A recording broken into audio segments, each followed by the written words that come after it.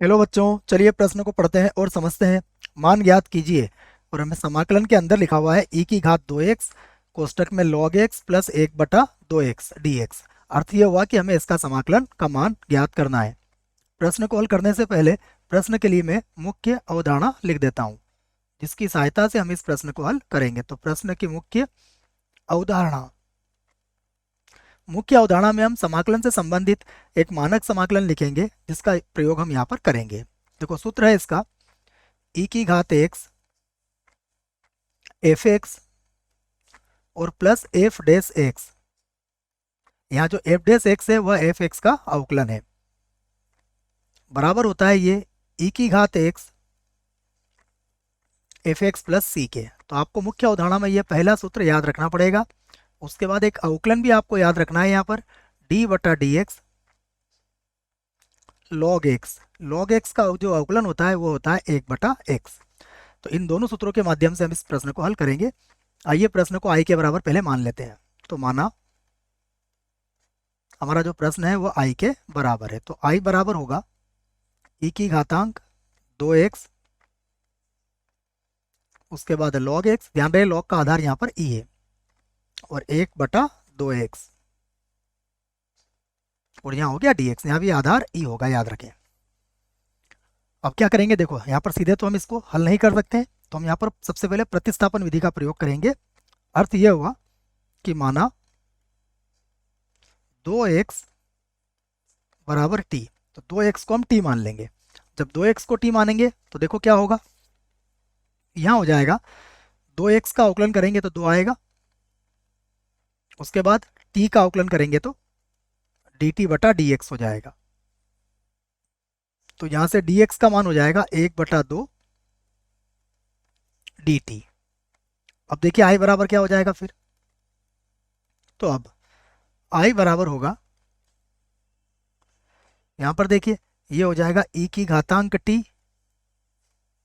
उसके बाद log, यहाँ एक का मान कितना निकलेगा t/2, तो इसको लिख देंगे आप t/2, और प्लस ये हो जाएगा 1/t, और dx की जगह पर कितना आ जाएगा, dx के स्थान पर आ जाएगा dt/2।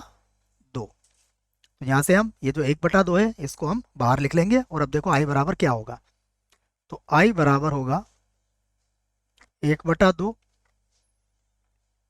उसके बाद समाकलन e की घातांक t, कोष्टक में आएगा log t/2, log का आधार e है, ध्यान रखें आप। उसके बाद प्लस ये हो गया 1/t और dt। अब अगर आप इसे देखिए ध्यान से, तो हम log t/2 का अगर अवकलन करेंगे तो ये कितना आ जाएगा, 1/t आ जाएगा। अर्थ ये हुआ कि हम इसको f ऑफ t मान सकते हैं। तो मैं यही काम यहाँ पर करूंगा, एक बार और लिखूंगा, माना एफ टी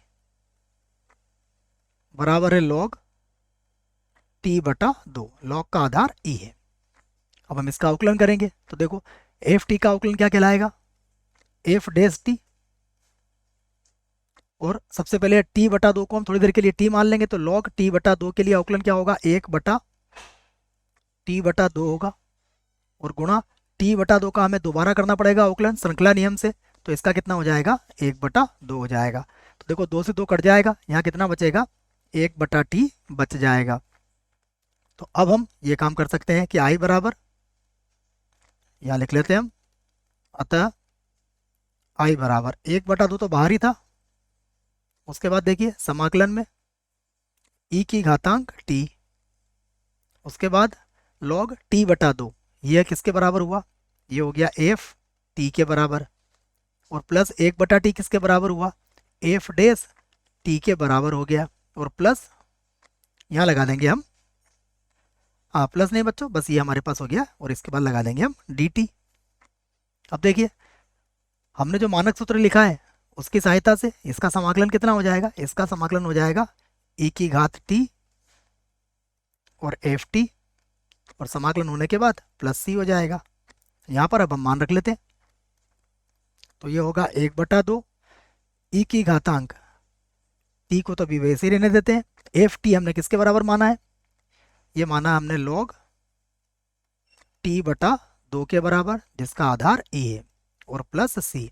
अब हम t का मान रख देते हैं। t का मान कितना माना था हमने 2x, तो यहाँ पर रख देते हैं हम i बराबर होगा हमारे पास 1/2, ये होगा log जिसका आधार e है और t/2 किसके बराबर हो जाएगा, x के बराबर। उसके बाद देखो और क्या था, e की घातांक t, तो गुणा में लिख देंगे e की घातांक, देखो t किसके बराबर माना था हमने 2x के बराबर, और प्लस कितना हो गया c।